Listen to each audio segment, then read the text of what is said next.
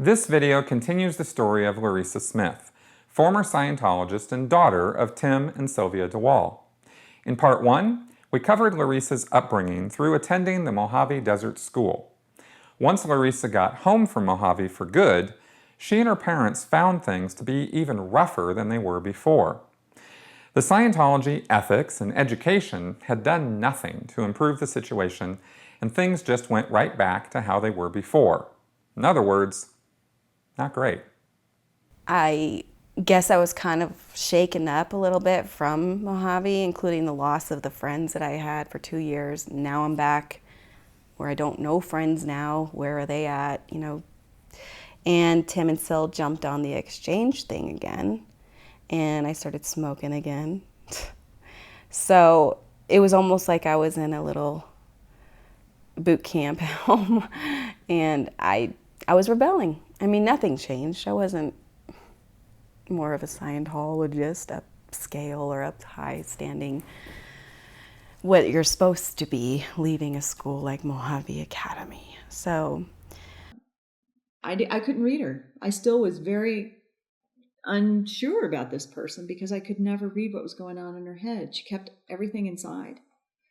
Tim was the one who could get her to vocalize, and to tell us what was really going on. I was not happy with Mojave. I saw a place that was, like a seared recruiting ground. I saw a place that gave my daughter wrong ideas or wrong viewpoints. Did everything she do there was bad? Probably not. One of the things I think she told me that she really enjoyed was working with the horses. But she never really told me that she had any other real huge enjoyment other than she liked the kids in LA. She wanted to be like the kids in LA, And upon her returning, that's when we started to get the phone bills. I don't know if she told you about those.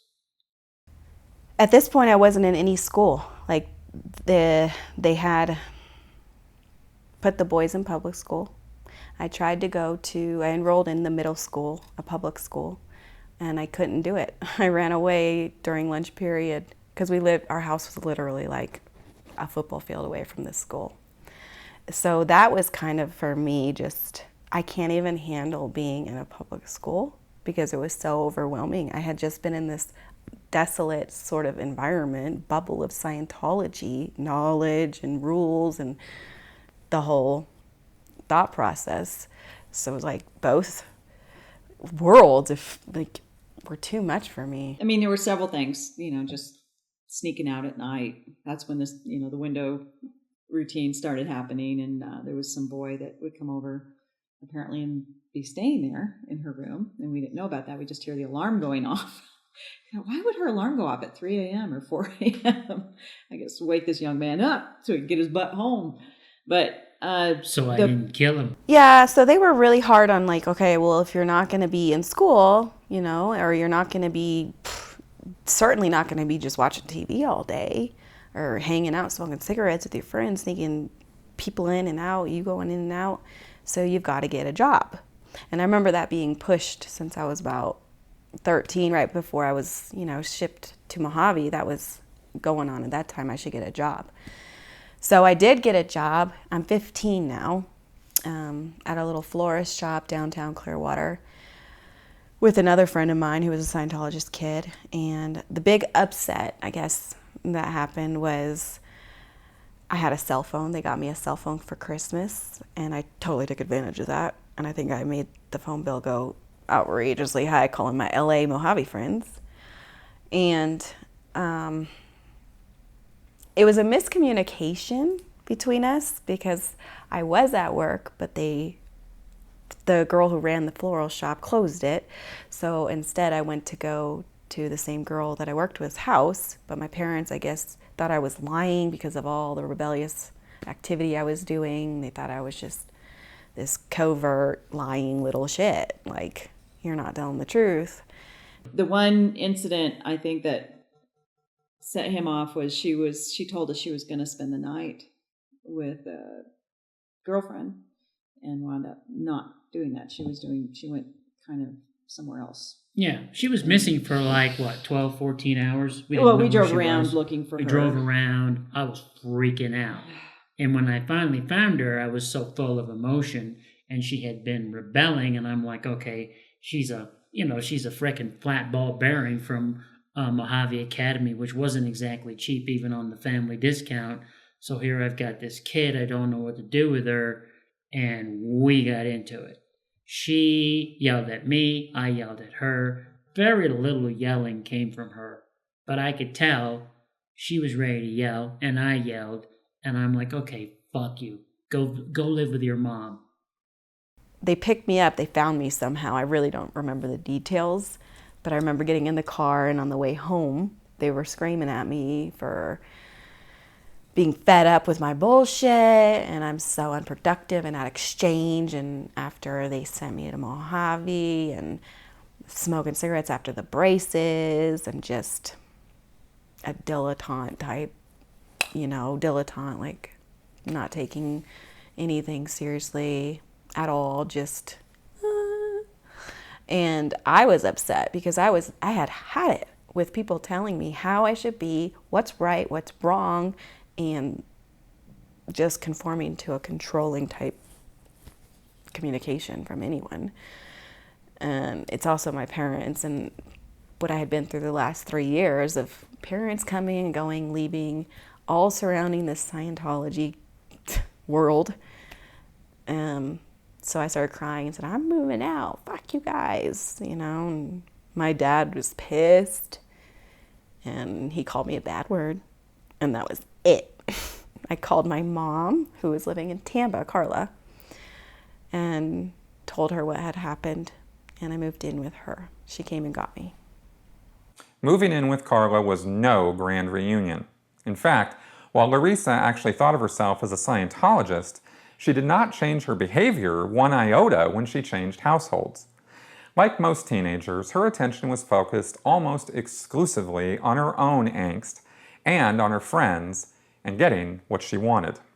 I was kind of in a state where I was upset about everything, like moving out of my dad into Syl's house. That was my stable home. And leaving Mojave and missing all the friends that I felt were my past life buds. For reals. I mean, it was like my scene for 2 years. It was a big portion of my life at that time. And then running off to my mom, it was like an easy, temporary, let's try this out. And we had a hard time getting along. And I was calling California on her phone, her home phone, and causing her to get big bills. I was really bad with the phone calling Los Angeles. So I was rebelling to her now by using the phone, and I wanted to smoke cigarettes still, and I was lying to her about that, and she was worse on the cigarettes than my dad and Syl. I wanted to go to LA because I had started talking on the phone with a past student of Mojave Academy who had left before I ever arrived, so I never met him, at the same time in Mojave. But one of the kids who was there when I was there, a good friend, put us on a 3-way call when I was with my mom. Mm-hmm. And who was this person that you were? Sonny Moore. So Billy McCarty, who is a friend of mine at Mojave, had been there before I was there with Sonny as a student. So that's how I know, or how he knew Sonny and me. And he just, when you're a teenager, you 3-way call. It's just cool. So I was getting a call from Billy, and this kid, Sonny's on the other line. And I had heard about Sonny from the school. This is way before Skrillex, obviously. He was like 10 when he was at that school. But we instantly clicked, like on the phone. So a lot of my phone conversations were to Sonny now. And he lived in Los Angeles, so I guess phones were different back then. I was calling and accepting his calls for years after that. But I convinced my mom somehow to let me visit there. So in the summer of 2002, Larisa went to LA, and once she got there, she wasn't so interested in coming back. I went to go stay. I actually there was a girl at Mojave for a short time that I became friends with right before I left. And so she was in LA, and I had hooked up with her somehow after I had left the school and told her I want to go visit, and I want to visit my boyfriend, because Sunny and I grew like, we didn't even know each other yet, but we were like talking every day nonstop on the phone. So I got her agreement and her mom's agreement, this girl in LA, to stay with her so I could visit LA, and I'm in a house with a Scientologist adult. And my mom wanted a letter, so I handwrote a letter from that mom. And I really stayed with Sonny and his parents in Hollywood, or Eagle Rock area. Right. And I was back in native state. What does that mean? I'm just joking. Like LA and the kids that I had known from Mojave, and just that general, there's this aspect of kids out in LA that I just resonated with, like free-spirited, you know, just into the arts and rock music or any kind of music. I wrote an email to my mom and basically told her that I decided I'm not going to go home. I'm not going to get on the plane back to Tampa International. I'm going to live with Sonny Moore and his parents. And we had talked about it. His parents were fine with it. I mean, it was like freedom for me. I mean, his parents didn't care. They had packs of cigarettes all over the house. Now, they were Scientologists. Yes. Yeah, so in my mind, LA is just the Scientology place I need to be. And at this point, my cousin, Melanie, Randy's daughter, who's actually on Sylvia's side, not my mom, my dad and my mom must have connected about the crisis of me skipping home. I'm 15, you know, and on the runaway. So Melanie kind of had to coax me to get on the plane. She showed up at Sonny's house, picked me up. My mom had to buy another plane ticket. She told me, just come home, I'll forgive you. We'll make a BP battle plan to-do list so you can get back there. I understand you're in love with Sonny and he's your past life lover. I mean, I was milking it to her. We did speak with Carla and thought, yeah, she just can't. She's like 15, 16 years old, 15 and a half. She just can't go live in LA when you're 15 and a half by yourself. So we had her come back and work out how exactly she was going to live in Los Angeles, because she had all of these LA friends from Mojave. Interestingly, on the way to the airport, Larisa had an experience with her cousin Melanie that was a bit of a shock. So Melanie comes, she picks me up, gets my ass on the plane, and I was arguing with her on the way, like, I just don't get it, man. All these guys are rad. They're all on course, too. And Melanie. On course in a Scientology. Oh, yeah. In other words, they're all doing Scientology, They're so all everything should be cool. part of the movement to save the world. What the hell's the big deal, you know? I'm not even 15. I'm infinity, remember? So little did I know, Melanie was not a Scientologist anymore. So she had secretly dropped out of it. Yeah. And she said, well, being on Scientology services or on course does not make you a good person. This was my, like, idol as a small child, and I still looked up to her, and I thought she would get it growing up in Scientology herself. So that was another, like, what? Larisa got back, and her mom, Carla, tried to get her on the rails and into a normal life outside of Scientology. Carla was also having her own issues with the church. And my mom didn't show up to the airport for like hours. She made me wait. And she picked me up from the airport and she drove me straight to a Tampa newly built Columbine looking public school, high school. She told me, she gave me a reality factor, which is, you know, a reality factor. I don't have to explain that, do I? The Scientology term, R factor. Basically that the stuff she was telling me to get me to come home, that's not gonna happen. You're gonna go there, you know, and I'm still in the loss and my whole world's just done. The love of my life, oh my God. So she was pissed, and she enrolled me in the high school, the Tampa high school, and Just a regular public school. yes, just normal. Okay. To me, it was very abnormal, but I wasn't used to that. I mean, huge building with different bells, and that's like crazy. You have to go to one classroom to another, to another, to another for a different period, for a different subject. I was lost. Okay. So I felt pretty much manipulated by my mom. I mean, how many times can I go through that? Fuck. But her intention, I see, was to get me to get in school. Okay, I'm 15, smoking cigarettes out in La La Land, LA. And she really wasn't even in the active, or she had checked out of the church. I didn't know it then, but she broke it to me right around that time. How did you react to that? It spun me around a little bit. I mean, I felt sad for her because the way she communicated it was like she was having her own loss on admitting it to me. Like, she had to realize it wasn't for her. And it was all around the time her mom died. She got a whole bunch of intensives, like packages of hours of auditing to help her with the grief for that, and it just did not help her. Plus, they were under her and Joel. Joel, was on staff at Tampa. He had served like 3 contracts, something crazy. He couldn't find a replacement. He didn't make money. So my mom's working at this David Singer Enterprises, Scientology Wise type company.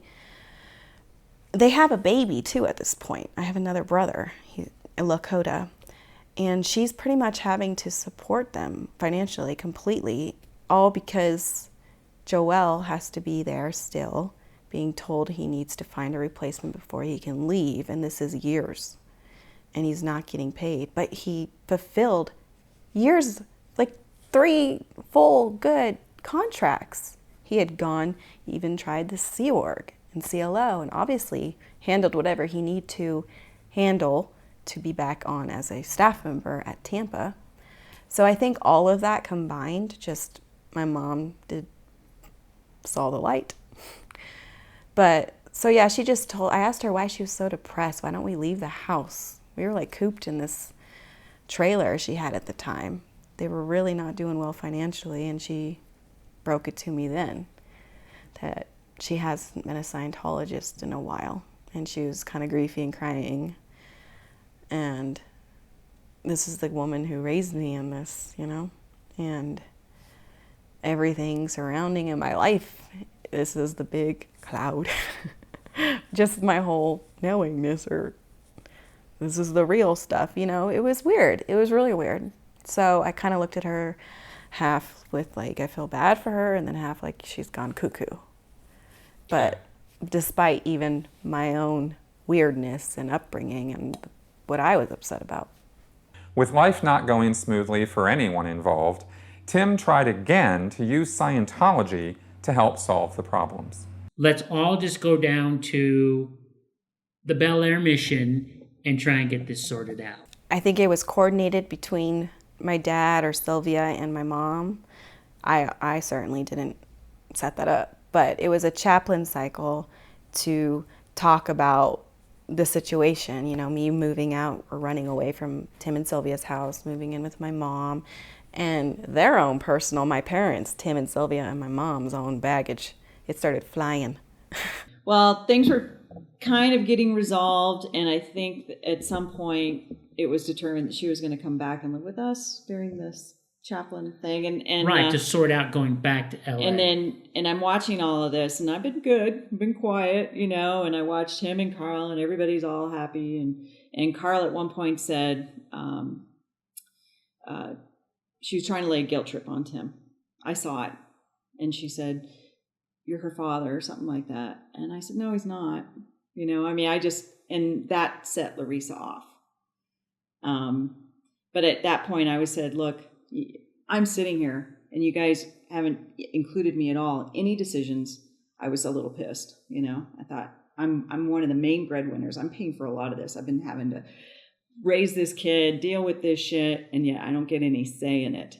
And then when Carla started laying on the guilt trip on him, trying to make him, feel bad, and I just piped up. I said, he's not the dad. And part of me it came out of, she's never allowed us to sign paperwork and adopt Larisa. I thought, okay, woman, lady, you took off on your kid. She admitted this to me over coffee one day. She said, look, I feel really bad. When I went for the Sea Org, I have to really look at it. And yeah, I abandoned my kids. It was a hat drop, is how she described it. I dropped my hat. And so anyway, that communication from me really upset Larisa. I know that's what set her off. And she ran out of the room, and I felt like shit. But I was like, ugh, at that point. Sylvia was accusing my mom of abandoning her children at 10, and now, she's trying to fill in and now, when I'm 15.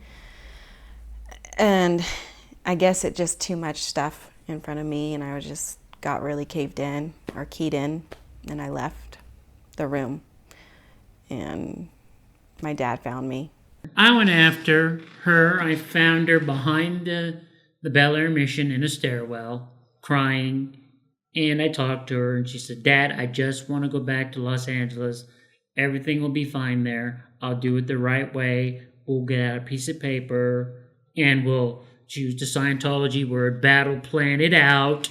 So Military we can, battle plan it out. So that I'm safe. I'll go to school. I just want to be with my friends. And at this point, there had been a couple of very expensive long distance phone bills that I had paid, and her mom Carla had paid, and you could tell the kid just really had a link out there. So I said, okay, let's sit down, but you have to fulfill these parameters. With the failed experiment of staying with Carla now over, Larisa went to live with Tim and Sylvia, but only long enough so she could get what she wanted and move to LA. So I kind of checked out with the Scientologists, the kids in Clearwater. They weren't my crowd. I was all about LA, and so evident that my dad helped me write a to-do list, which, included getting a driver's license, getting a GED, practical, good, common sense things.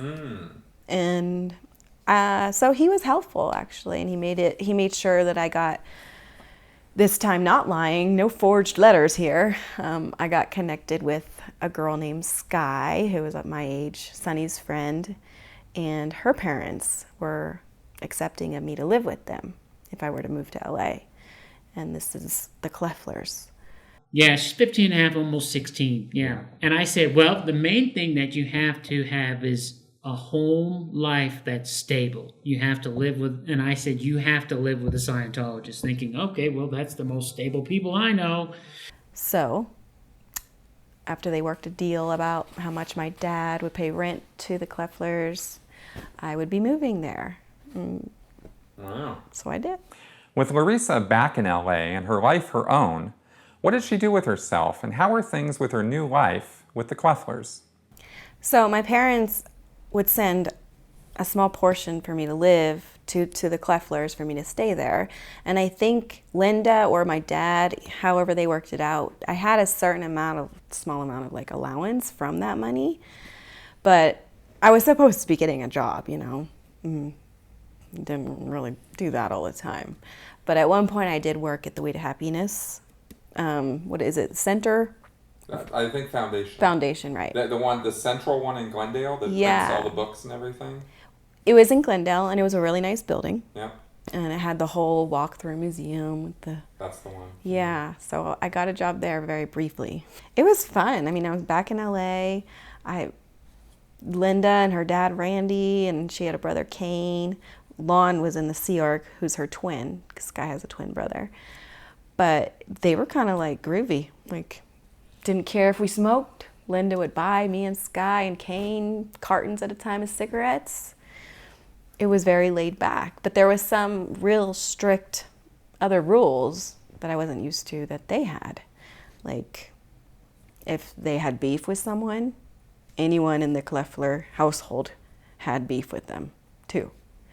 So that was something I was not used to. They had also a daughter, I forgot to mention, Serenity, who was the eldest from a previous marriage. It wasn't Randy's. Neither is Kane. Not that that matters. But she had a daughter, Serenity, Jade, who was about 4 at this time. And what I didn't like was she was constantly screamed at, just how I'd seen people being screamed at Tampa org as a child. Like, how you scream, that's how you get shit done, per a Scientologist, you know? And so it was kind of the first indicator for me, like, this is weird. Is it normal? I guess I was yelled at a lot too when I was a kid, but being now 16 and seeing it happen, it felt weird. And I was friends with this, you know, one of my original summer of '02 in LA with a guy named Connor Reagan. And I don't know what the beef was, but there was beef with one of the Klefflers. It might have been from Lon, who was a Sea Org member, but I couldn't hang out with him for whatever reason. But I didn't listen, and I hung out with him. Lon happened to be on Libs or something and was at the Kleffler home. Like a day off. Yeah, something. I think it was like maybe a day and a half, because I think he spent the night. But he was there, and I had never met him yet. And I walk into the house, and it's like an intervention style powwow in the living room there. And Lon's in the center, you know, and they're all waiting for me to walk in. And it was like intervention, like, we know what you've done. You've been hanging out with Connor Reagan. I'm like, okay, yeah, I have. Nice to meet you, Lon. I'm Larisa. Like, it was weird, but that was a big blow up there, because I was just like, Connor's a good person. You people are crazy.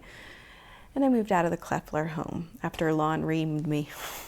By the time Larisa moved out of the Klefflers, she had broken up with Sonny and had expanded her social circle to include many other second and third generation Scientology teens in LA. Were all these church-going kids spending their time doing Scientology services and living clean, drug-free lives? Not exactly. A bunch of the Scientologist kids were going to 80s clubs out in LA, all under 21, certainly under 21, and I think mainly under 18. A bunch of us were under 18, but we were going to these clubs. It was like a little phase several of us were going through, and drinking and whatnot. And not that that was the cause of Sonny and I breaking up. Sonny and I broke up when I was 17, so that was a year and a half after I got there. And he went and joined a band and started his career, I guess. She'd also gotten a new job at another Scientology front group called CCHR, or the Citizens Commission for Human Rights. Larisa explains what they do.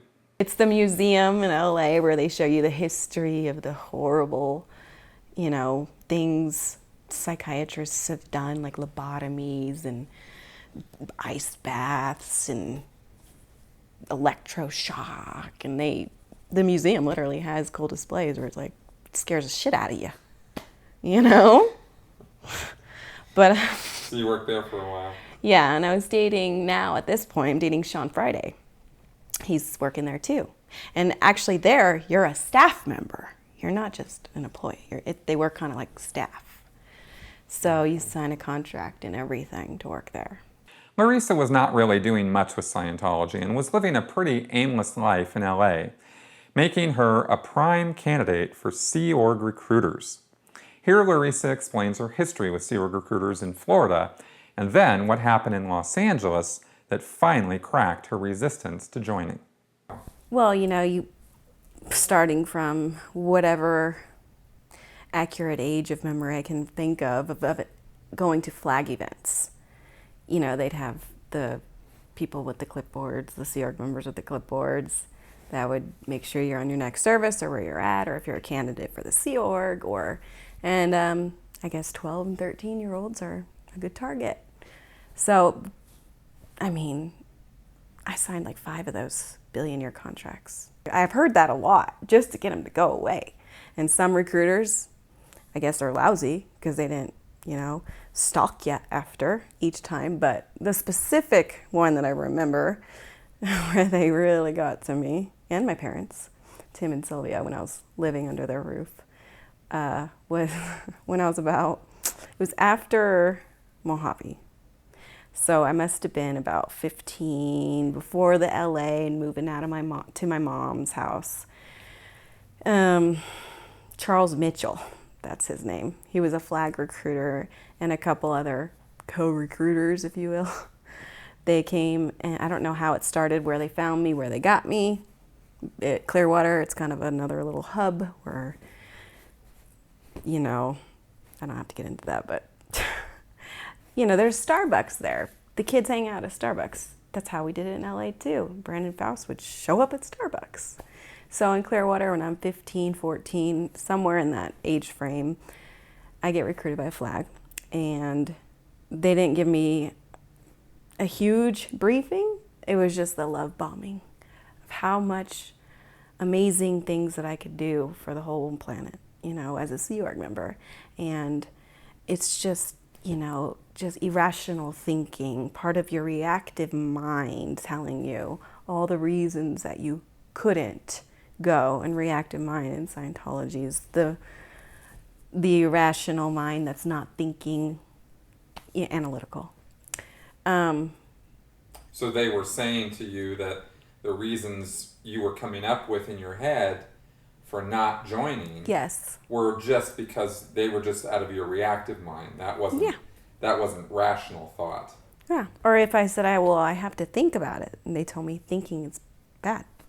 Don't think. You'll get stuck or whatever excuse. I really don't know. But thinking, I've always heard, when being recruited especially, don't think. And that always struck me as odd. I'm like, what? Be like a Zordon, like no brain? How do you not think? Okay, but anyway.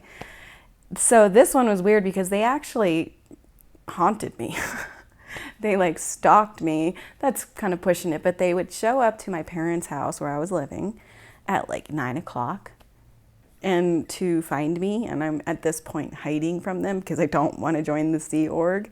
But it was mainly the love bombing. I mean, I can tell you got it. You got that gift.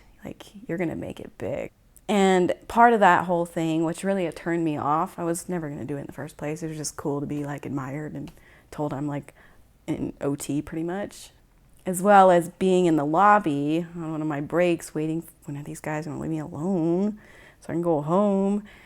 Debbie Cook comes down to personally tell me how unique and special and needed, how much potential I have and essential qualities or whatever, That's what they told me. The captain would like a word with you. Yeah. Okay, sailor, let's go. I didn't even know posts or ranks. I just knew this special person was going to come see me. It was Debbie Cook, and she looked miserable. But she told me how special I was, and it was really quick. I guess it's common to do that. They also put me on the E-meter for my thinking and my doubting and whatever else reason. I don't know what PL they were going off of, maybe. But they were asking me the same kind of questions that I was asked when I entered Mojave Academy by my Aunt Kim. Are you sexually? I don't know. The sex with animals isn't the first question, but it's pretty near the first. But and I was like, what? And I'm on an E-meter. I've never had auditing yet. I've heard about it my whole life. How amazing. You're going to go OT and walk through walls and stuff one day doing that. So, and I also knew that's where you get your naughty stuff off. So I had this mixed emotion, and then those questions come out. And I remember this meter checker, he wasn't my recruiter, just robotic,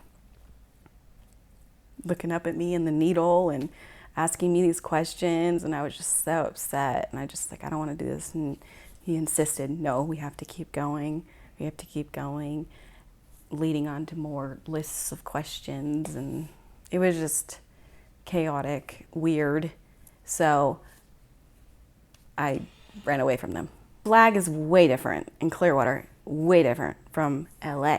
And like earlier, LA seemed to be my zone, you know, more carefree, lenient, cool kids with the cool parents that let you smoke, and I guess they're more OT because that's pretty damn cool, whatever. So I'm at Flag, you know, and the Flag of Fort Harrison, it's way more, what's the word, just, I get it, it is a higher level. You do your upper, right? And besides the ship one, the free winds. But so you have the Clearwater Sea Org members there, and the style of the briefing or whatever I was told to join or want to join was way different than the briefing I got when I was recruited in LA and did join. There was a recruiter that was very well known in the LA area amongst the Scientologist kids. I guess he has a high reputation for his briefing, which is his sales pitch to the Scientologists to join for 1 billion years. He's famous for that because it's pretty elaborate and long and lengthy and epic and whatever. And he's gotten a shit ton of people to join. I heard this name, Brandon Faust, because people would disappear. Oh, they went in the Sea Org. Okay, who was recruiter? Brandon Faust got him.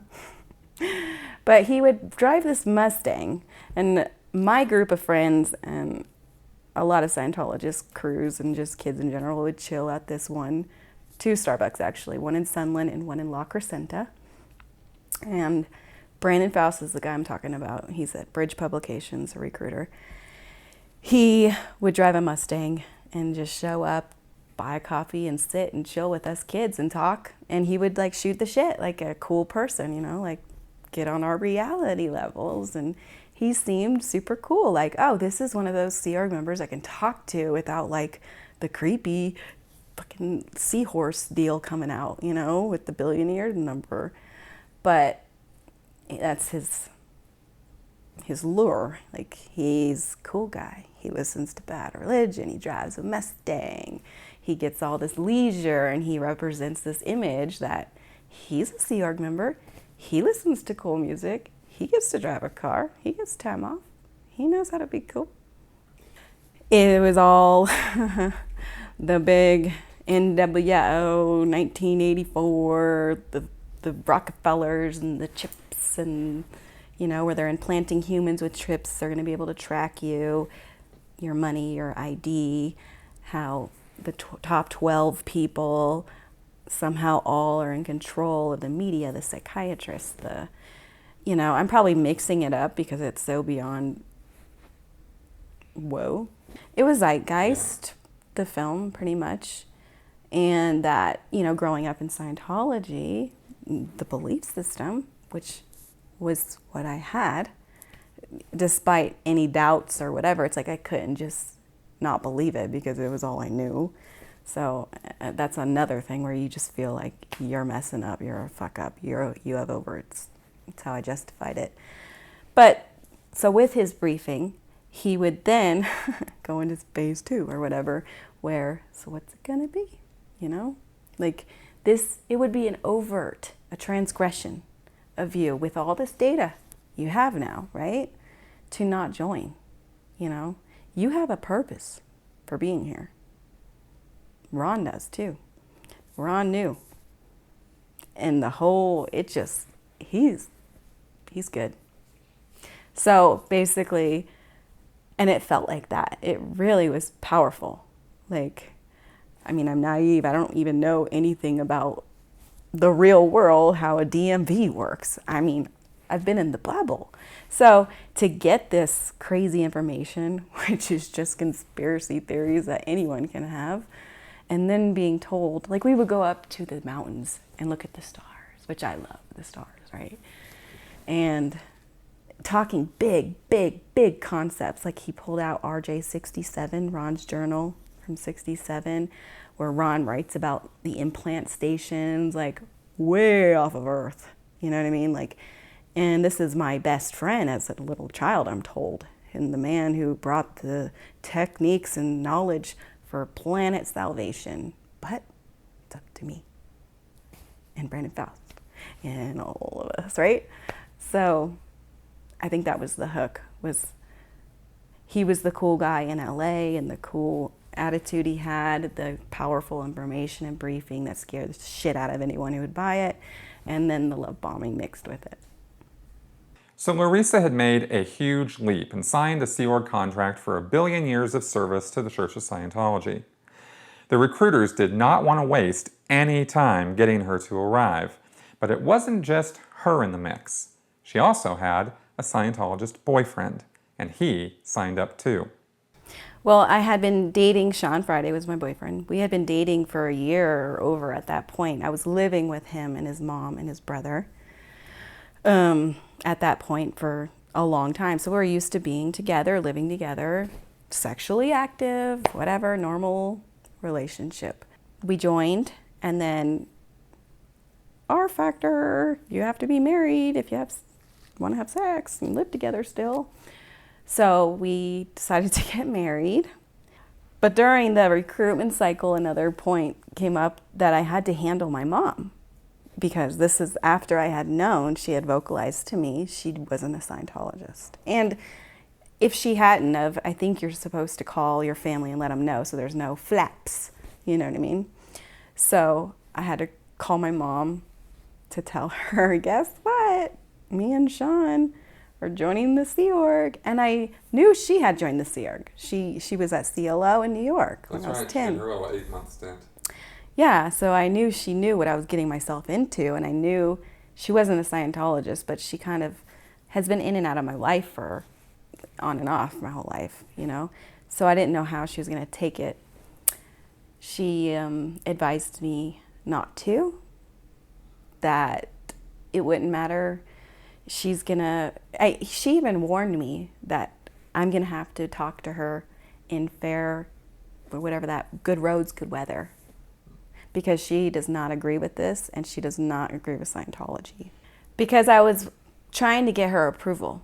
I wanted her to be happy for me, and I thought that's what the recruiters needed too, to officially route in. So I was kind of digging deep into why, what's your problem, you know? I mean, I know you don't believe in it anymore, but this is my purpose, Mom. Like, I was so tone 40. And she's just like, I feel bad for her now, knowing what I know, you know, like, huh. But she basically said, I can't get into it with you. They won't let you talk to me, you know? And I'm like, well, you're not declared.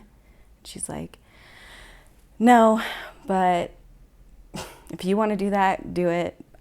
You're basically warning me in her mind, knowing what I know now, trying to not cross that little thread that would cause a bigger problem. I just remember her calling me and telling me that she wanted to be in the Sea Org, and because Sean was going into the Sea Org, and they were going to go in as a couple, and I was not to worry that they had chosen to be in the Sea Org. And I was like, don't go in the Sea Org.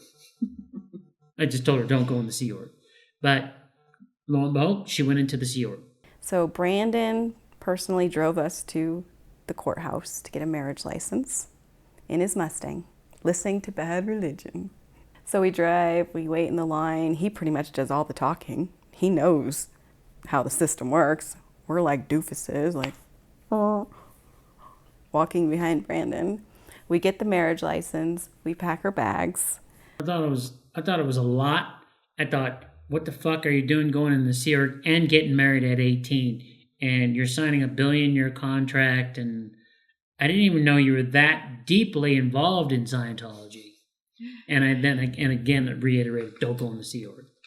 I really didn't get that she wanted to save the planet. I think she saw a solution she could be with Sean. She, you know, the blame I think comes back to me or him or whatever, but as something stable in her life, you know, a home life. And that's, I don't know, I've never talked to Larisa about that, but that was my viewpoint at that time. And then we get to the base, and it's like 10 o'clock at night. And we first go to Bridge, so he can show us the org we're joining for. And we go into a conference room, so he can make our marriage official and be what do they call it, a minister? Scientology minister. to marry us, to make the certificate official, like we're a married couple. So here he is in his Bridge Publications uniform. We're in like jammies, me and Sean, and to have an audience, you know, as witnesses that he actually gave a ceremony. Bridge staff, I had no idea. They just sat in these little, you know, conference room chairs. And he reads these Scientology versions from that VM book, the Volunteer Minister book for a marriage. It was so awful and awkward. And I never thought, I'm in my mind like, this is not what I thought my wedding would be like. Like, none of our parents are there. So here she is. It's 2005. Larisa is 18 years old, married, and arriving into the Sea Org. Her first step is the Estates Project Force, a boot camp style basic education in what her new life is supposed to consist of. And the first part of that is a lot of paperwork. I remember us going into an office in Bridge Publications. Nicole Toffer, who was she was a big part of the recruiting too with Brandon, but she was absent sometimes. But in this instance, when we were ready to go, we were handed life history forms to fill out. And that took a long time. We took it very hardcore. I remember it was really long. Like, you had to list out any drug you've ever tried, any amount of, maybe even cigarettes, any sexual partners, how many times, any kind of...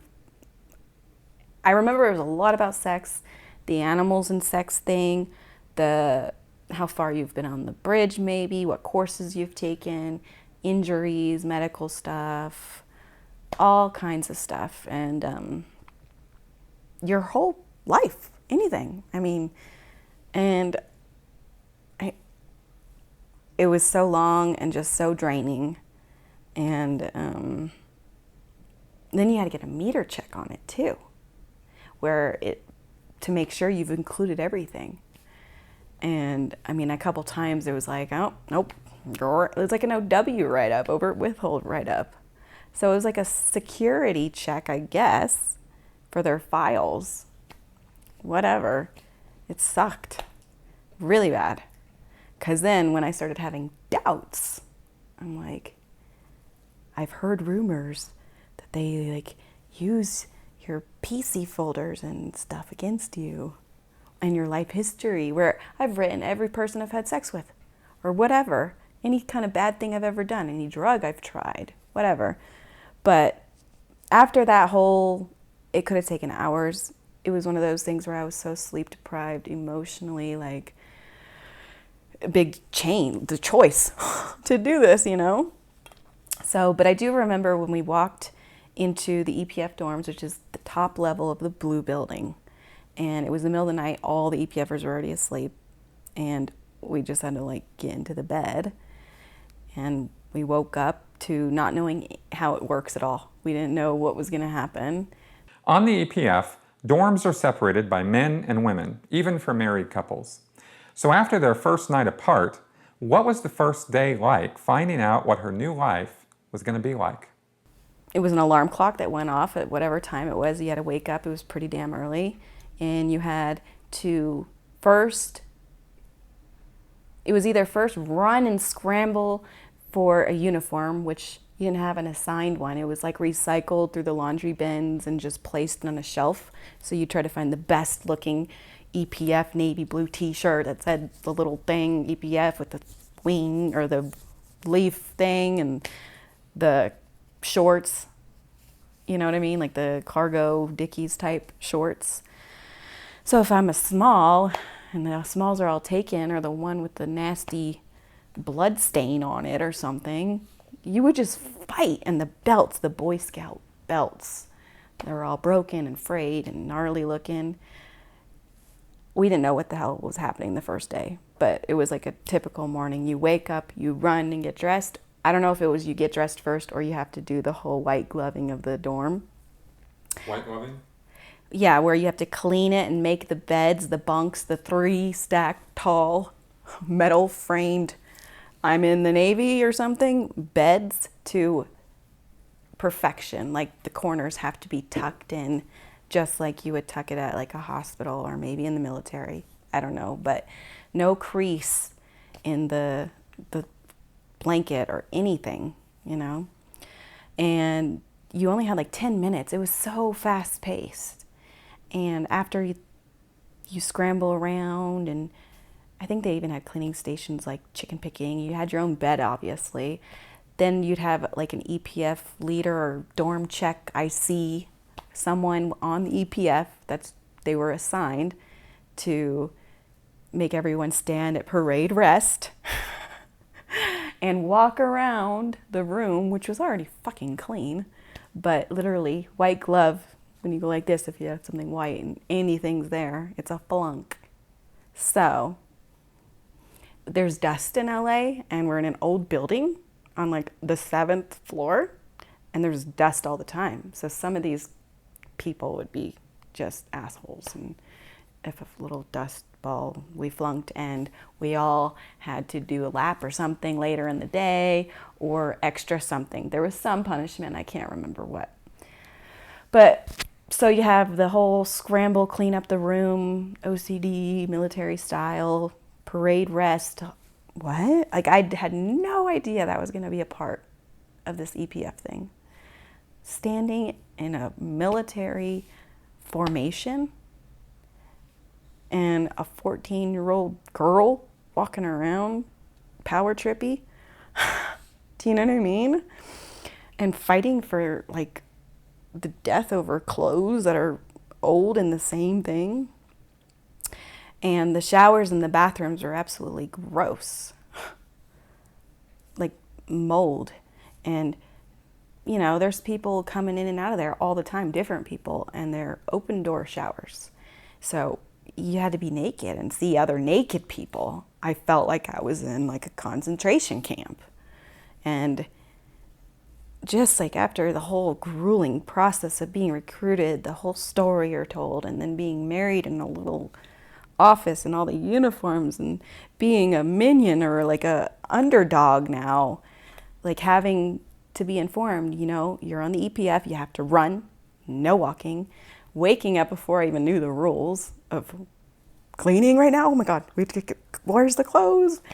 So we make it down to, after you do the morning routine, brush your teeth or whatever, get your uniform, white glove the dorm, get it checked to a pass.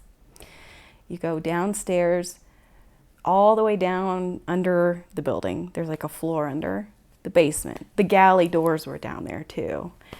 There was a room where the EPF would meet up, and in formation in lines at parade rest, waiting for the EPF in charge, IC, to come in, also holding his hands behind his back.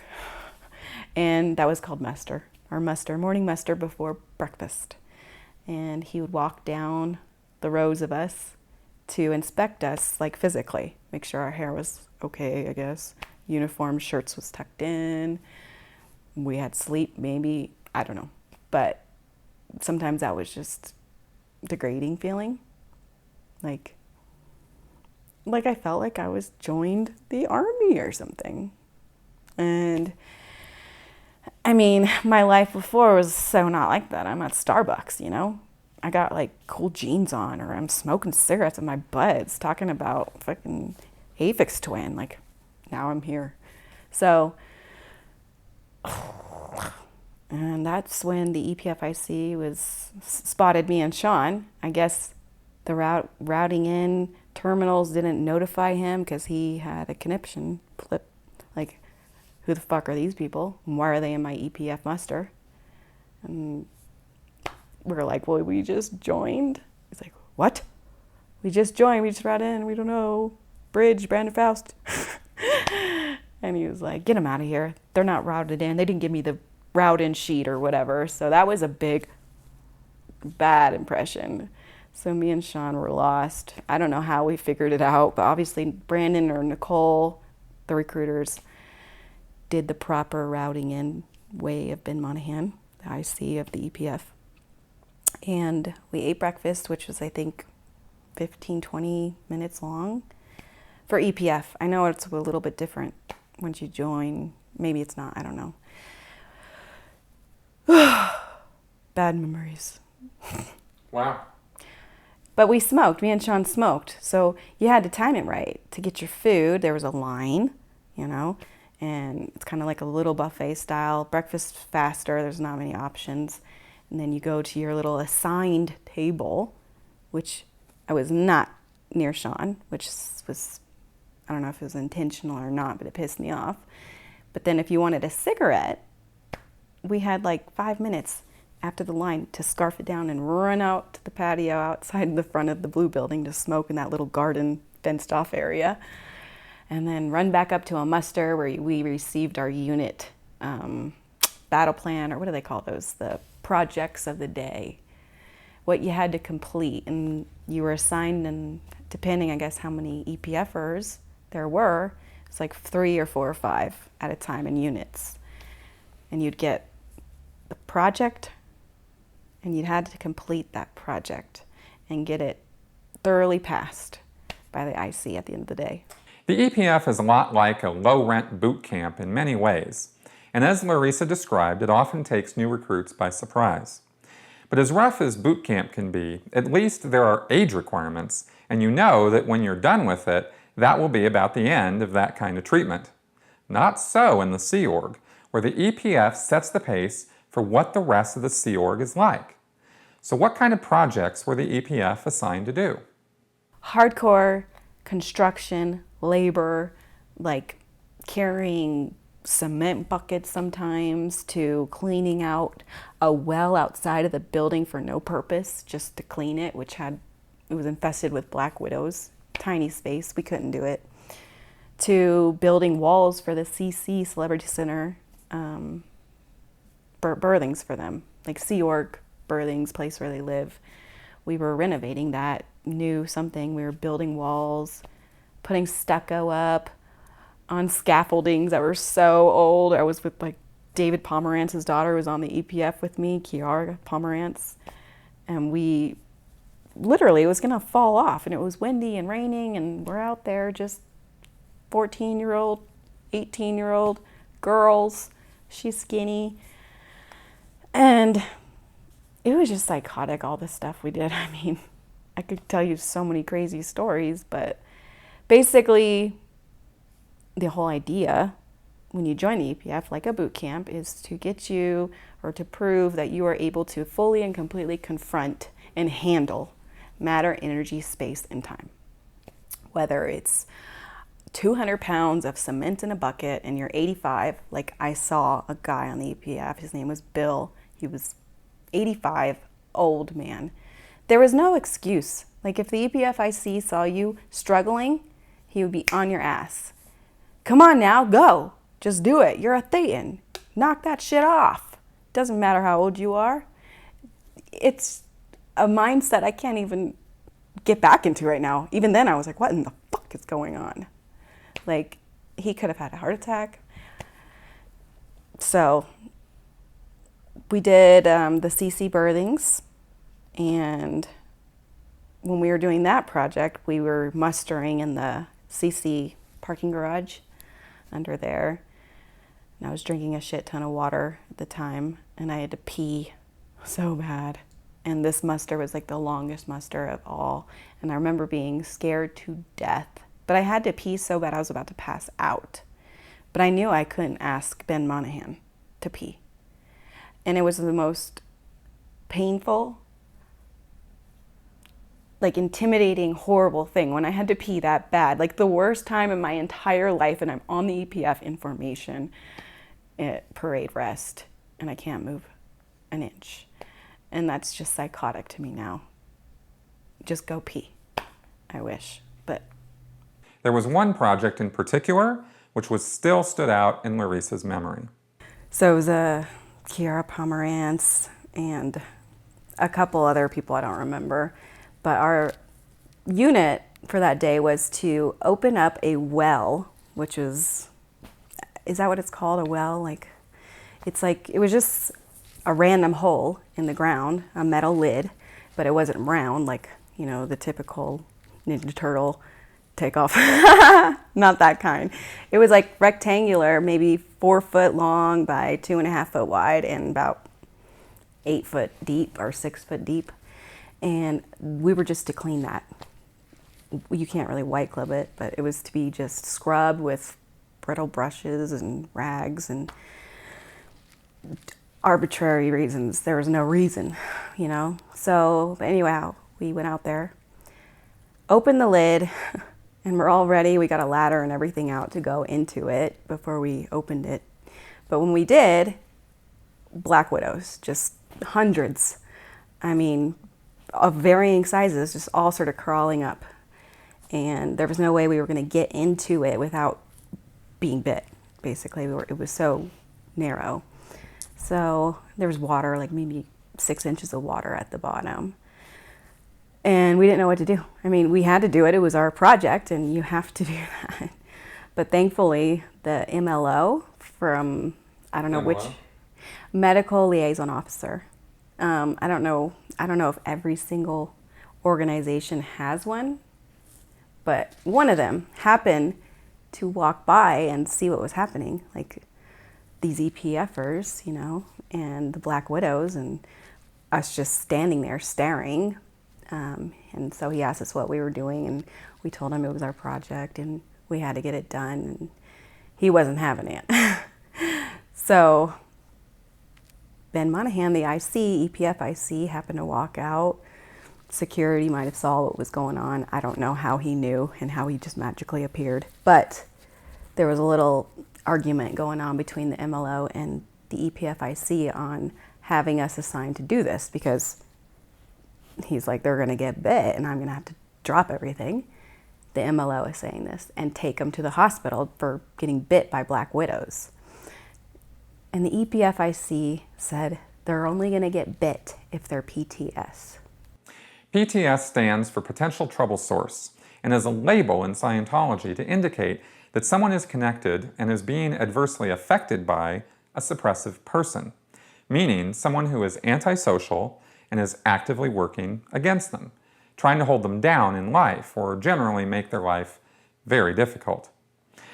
Hubbard claimed that if someone has an accident, gets sick, or has bad things happen to them, it is because they are PTS, and the remedy is to find who the suppressive person is and get them to handle that person or disconnect from them.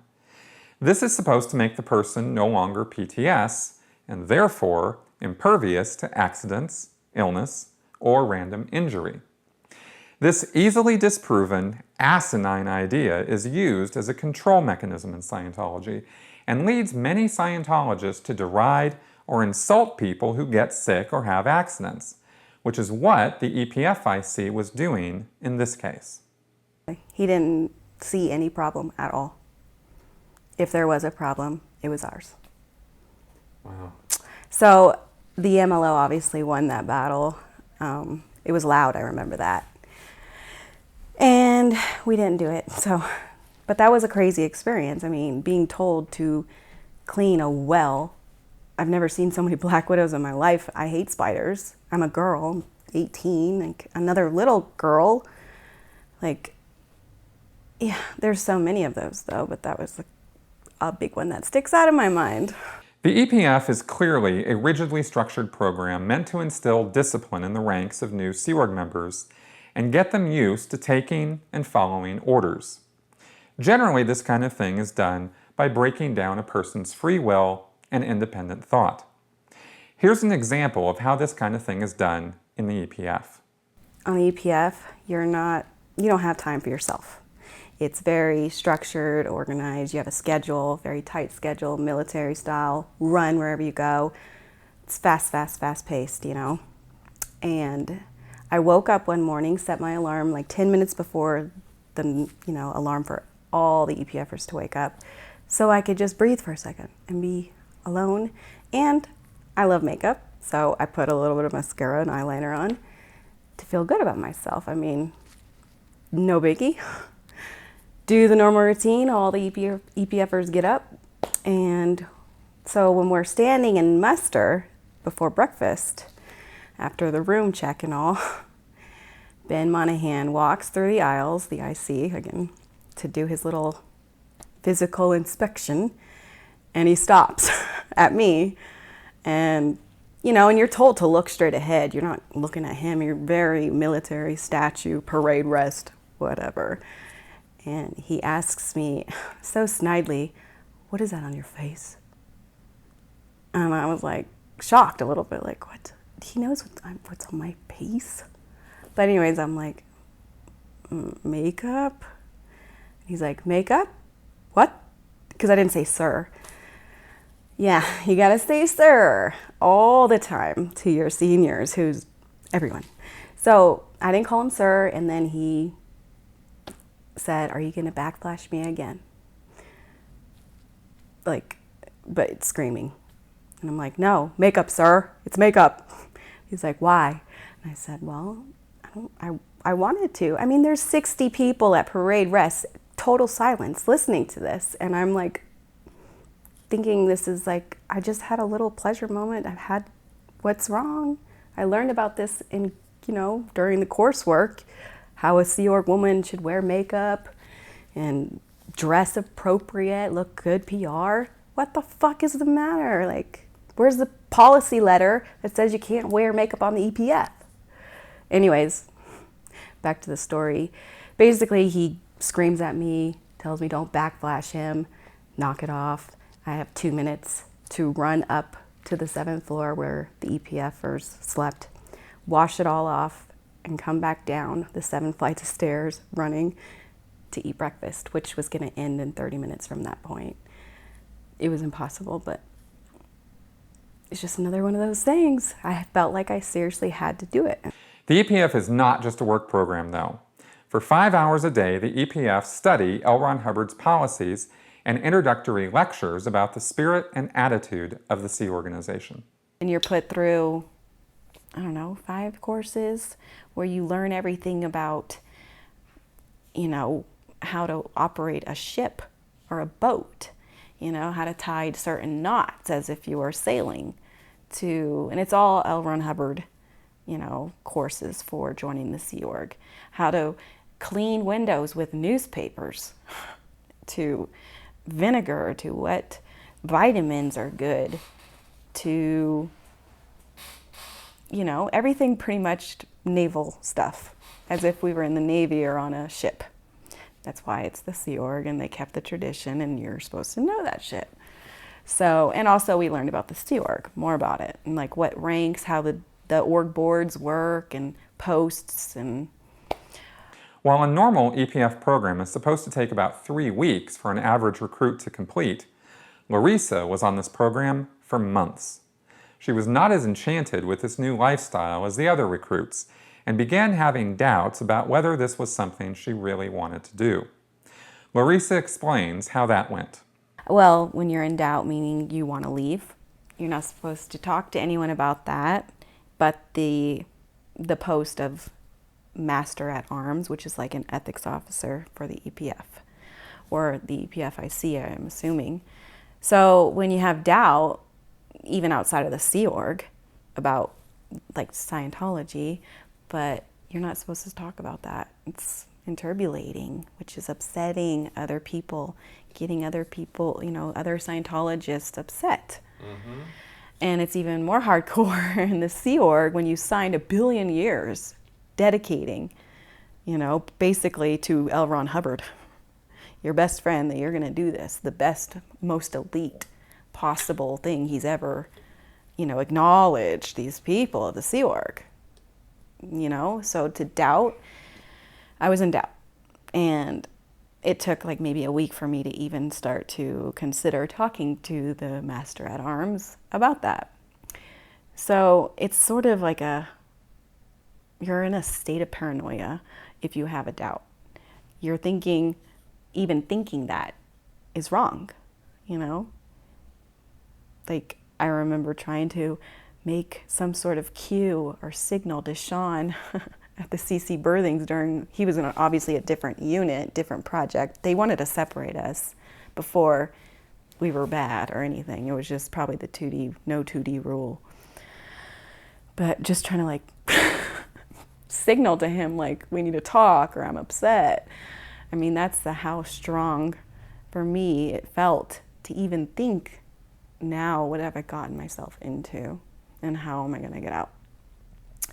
So eventually I did tell the MAA, EPF MAA, that I wanted to go, which you're put through a whole ethics cycle where you're told, okay, well, they ask you why, and it's obviously in their mind, in Scientology's, you have crimes or overs and withholds.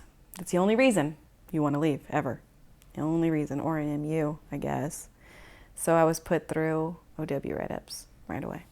An OW write-up is a Scientology process of sitting down in a quiet room and writing down all of your moral transgressions, called overts, and withholds, things you're not telling people, on reams of paper.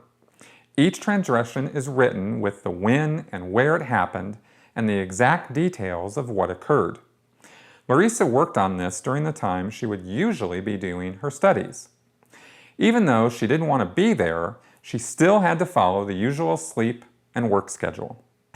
And then when you go beyond, I had done completely the OW write-up on all my crimes, which I had none, on the church or the Sea Org or the EPF MAA or the IC or Scientology, whatever. I mean, literally, I did that, and then I did my I was in doubt.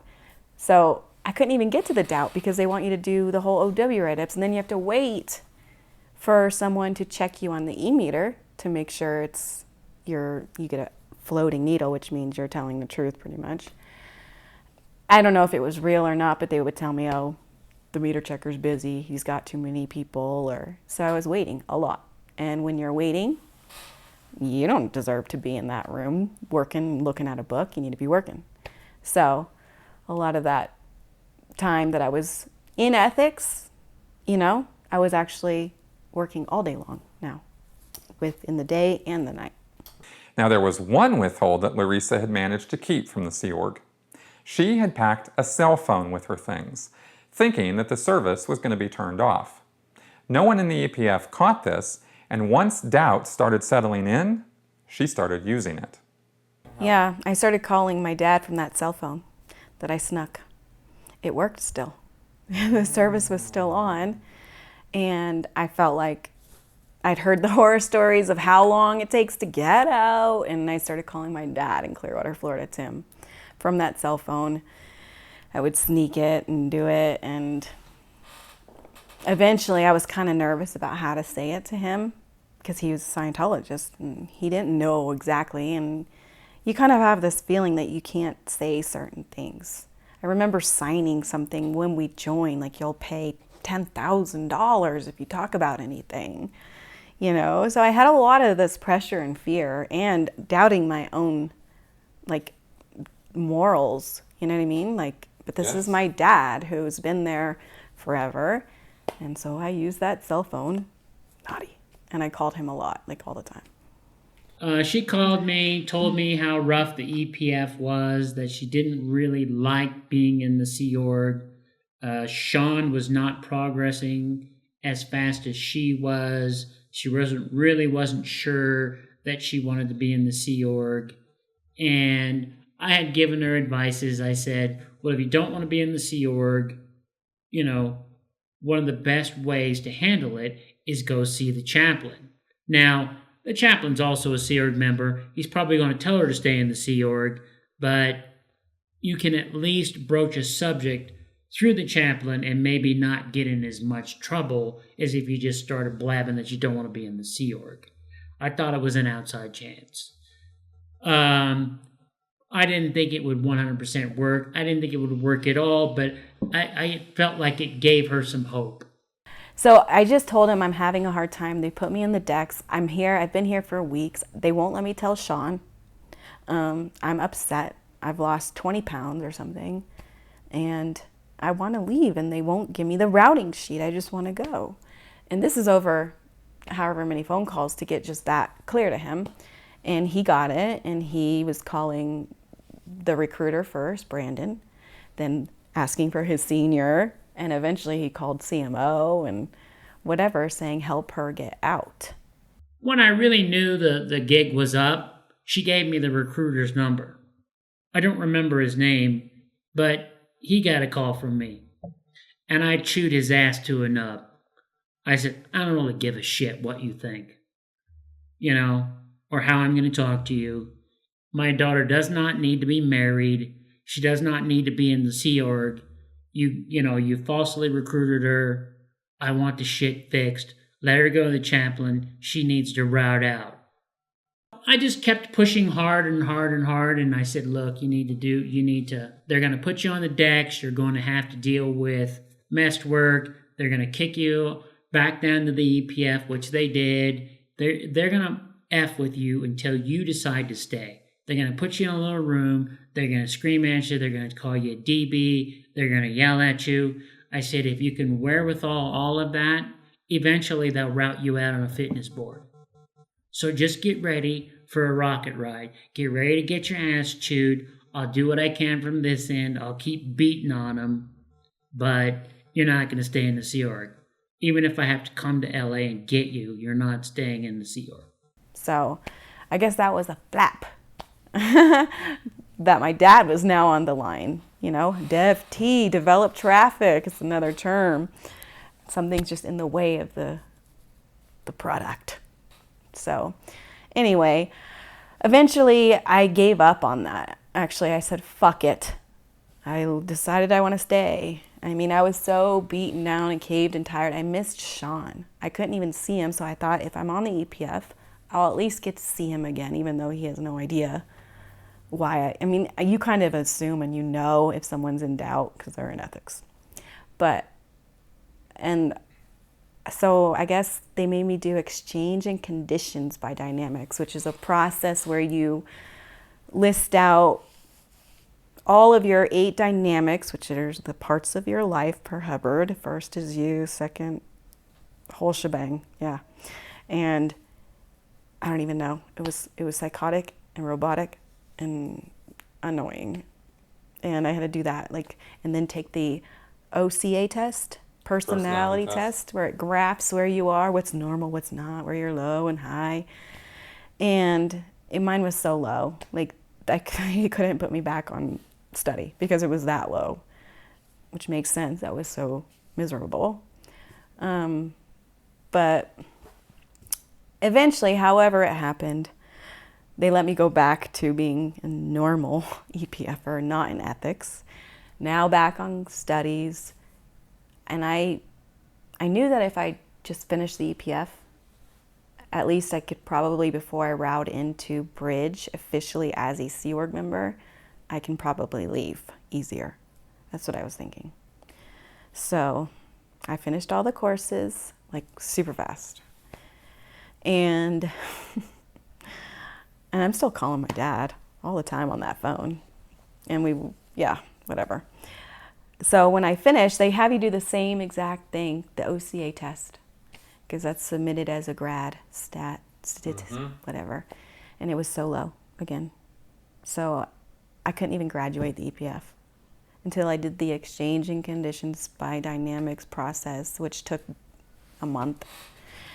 And I warped the answers somehow. I literally just changed them around. And they never showed the graph to me, but they say it was good enough. And they graduated me from the EPF. So now I was supposed to go to Bridge Publications. Thank you very much. Larisa was officially a Sea Org member, and she was a mess. So now that she was out of the cheap and ratty EPF, did she find out that the real Sea Org was the model of efficiency and organization? Were they all set up for her to get to work? No, it didn't. They didn't have a uniform for me, first of all, even as an expediter. So I can't wear an EPF uniform, but they don't have a Bridge Publications uniform. So I was kind of in half-seas, random, different orgs uniforms for a bit, just doing expediter work, which is just bitch work for whatever. You're running files around, listening to this person, that person, working in HCO. And going to book fairs for selling Dianetics and The Way to Happiness to people. I remember calling my dad on his cell phone. It was at the Promenade or Santa Monica Pier, one of those places, on expediter work. And I also was still in the EPF dorm. They didn't have room anywhere for me to join. So I was filing in CF, and I told Nicole Toffer finally, when I built my courage up before starting their first course to become a staff member, staff status 1, I don't want to be here. And shit, I don't know what happened. I was put in ethics. Again, story of my life. And on the decks again, working with the other deckies, that's what they call them. And a lot of that time, actually, there's no one overseeing you. So you just sit in the stairwell and smoke cigarettes, read books, chill, talk shit, or hide in a closet and do whatever you want, because you're just like the whatevers. So eventually, though, I was informed throughout another OW write-up and all that crap that I was put through that I was actually going to be put back to the EPF, sent back as a reversed stat. I was never qualified in the first place to ever have graduated the EPF if I was in doubt. So I was sent back. It's hard to believe just how bad the Sea Org is at handling its staff, especially in letting go of those who just don't want to be there at all. So she spent another 2 to 3 months back on the EPF, this time under what is called a Category B classification, meaning that they're doing the EPF for remedial purposes instead of an initial Sea Org indoctrination. And the entire time that Larisa was doing this, her husband had not graduated the EPF either, and he was not having an easy time of it. No, he was getting ill. They had to put him in isolation a couple of times, where it's like a nasty ass fucking room, first of all. Sick people who have who knows what, you know, from different orgs and different situations in a room where you can basically go insane. It's like one of those CCHR displays is what I think of when I see that ISO room, because I went there once for a stuffy nose. But he went there twice and he was losing weight. His struggles continued, but he was being kept apart from Larisa, who was mostly just waiting around to be dealt with. They finally got around to letting her go, and of course, had to do it in the weirdest way possible.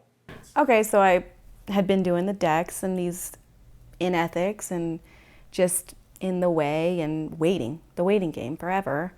And at like 1 or 2 in the morning, sleeping in the I was back on the EPF, so I was there. I get waken up by the MAA and Nicole Toffer, I believe. And I'm like, what the fuck? And they're like, you're leaving. You're going home. I'm like, okay. But we had to be quiet. Everyone was sleeping. They already had my bags. They already had my belongings. And I walked down, and Cassie Friday, my then husband's mom, is in the little horseshoe to pick me up. And that was that. It was like...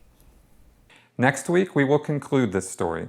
First, by finding out what happened to Larisa's husband and how she picked her life back up after the Sea Org had tried to all but ruin it for the next billion years.